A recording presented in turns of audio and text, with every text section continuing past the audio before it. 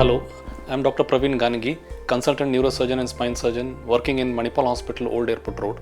Today I will be talking about the endoscopic skull-based tumors. We do endoscopic skull-based tumors going through the natural passages like a nose into the diseases which are at the skull base like pituitary adenomas, craniopharyngiomas, and we go through the air spaces, normal air filled spaces called as sphenoid sinus. Through that you can approach the tumor very easily without retracting the brain, of course in between the critical structures, and we can excise.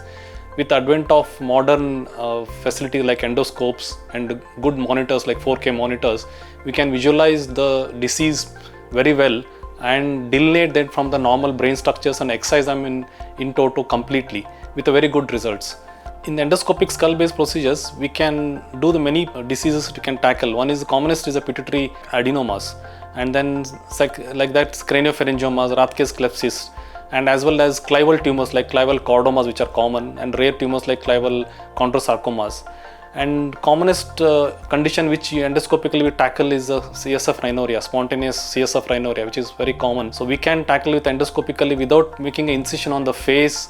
The person undergoes procedure accurately and precisely, so that results are very good. Other common endoscopic brain procedures we do is endoscopic third ventriculostomy for hydrocephalus in the children, where there's aqueductal stenosis and the hydrocephalus is there. Without putting a foreign material like shunt and all, we can do endoscopic third ventriculostomy very well. And endoscopic craniosynostosis has got a very good results in a children younger than 5 months, where the skull bones fuse prematurely in the children, infants.